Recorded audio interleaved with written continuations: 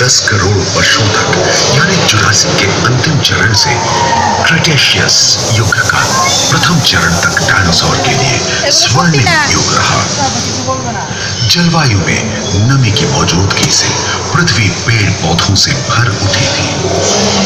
Pangaea महादेश खंडित होने के कारण भारत एशिया की ओर खिसकने लगा था।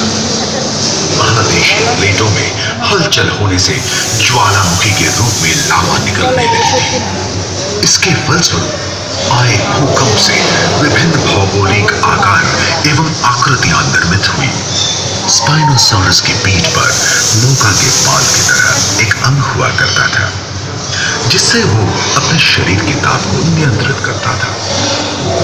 वेलोसिराप्टर, गैलीमाइमस एवं ओविराप्टर जैसे छोटे डायनासोर तो ओलंपिक के तेज धावकों की तरह दौड़ सकते थे।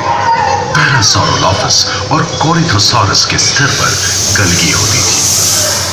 करीबन 5 मीटर लंबे पंख वाले टेरोनोडॉन उड़ने एवं फिसलने में माहिर थे। सुनने में विचित्र लगे, पर अधिकांश डायनासोर जैसे कि ट्राइसेराटोप्स और एंकिलोसॉरस शाकाहारी। अब हम उड़ जाते हैं। आइए हमें उड़ान पर ले चलेंगे टेरोनोडॉन। आबहवा में उष्णता बनी रही, परंतु नदियां सूखने लगी थी एवं जंगल कम होने लगे थे। एकांत महादेश में जीव जंतुओं का विकास स्वतंत्र रूप से शुरू हुआ। सबसे पहले पुष्प वाले पौधे धरती पर विकसित हुए एवं परागण के लिए कीट पतंगों के साथ संपर्क स्थापित हुआ। वे तेजी से धरती पर बढ़ने लगे। इसी समय पहली बार धरती पर सांपों का जन्म हुआ। डायनासोर में सबसे भयंकर था टिरानोसॉरस रेक्स। भूस्थल पर इसका ही राज चलता था। यह प्राय 12 मीटर लंबा यानी 2 मंजिला मकान के आकार का था। इनके हमले से बचने के लिए शाकाहारी एंकिलोसॉरस अपनी पूंछ के मुदगर का इस्तेमाल करते थे। सभी डायनासोर प्राय 6.5 करोड़ वर्ष पहले ही विलुप्त हो चुके थे। आखिर क्यों? एक अनुमान के अनुसार एक बहुत बड़ी ग्रहिका पृथ्वी से जा टकराई, जिसके फलस्वरूप उत्पन्न धूल के विशाल मेघ ने हजारों वर्षों तक सूरज की किरणों को धरती पर पहुंचने से रोक दिया था। फलस्वरूप विशालकाय डायनासोर को पर्याप्त आहार नहीं मिला और वे भूख के कारण मारे गए। पर्याप्त मात्रा में आहार उपलब्ध होने के कारण छोटे छोटे स्तनपायी प्राणी बड़े आकार में बदलते गए। इसी समय बड़े बड़े शाकाहारी एवं मांसाहारी स्तनपायी प्राणी धरती पर नजर आने लगे।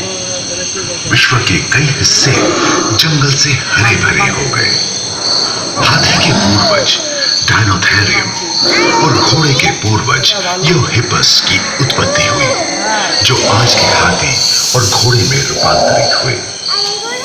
लेमूर, टर्सियर जैसे प्राइमेट भी इसी युग में पैदा हुए। खोखले अस्थियों वाले आज के दिनों के पक्षी इन्हीं दोनों जन्मे थे। डायाट्राइमा जैसे बड़े एवं उड़ने में अक्षम पक्षी उन जगहों में रहते थे जहां मांसाहारी बड़े स्तंभ आविर्भाव हुआ। जलवायु में शीतलता आने लगी थी।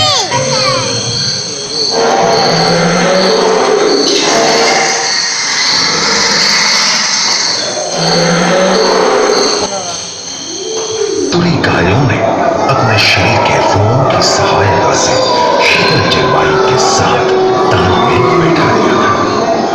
पुष्ट गुंबद आकार के घोड़नुमा ग्लाइडोडॉन और विशाल सिंह वाले हिरन जंगल में शान से विचरण करते थे। संभवतः सामने के दांत से मांस को चीरने फाड़ने में हुई अड़चन के कारण ये समय के साथ विलुप्त हो गए। वहीं दानव आकार के हिरण हिंसक जानवरों से बचने के लिए तेजी से नहीं भाग सकते थे।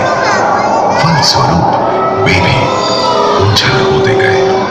इस समय से ही आधुनिक मानव का क्रमिक विकास शुरू हुआ और और विशाल का स्तनपायी प्राणी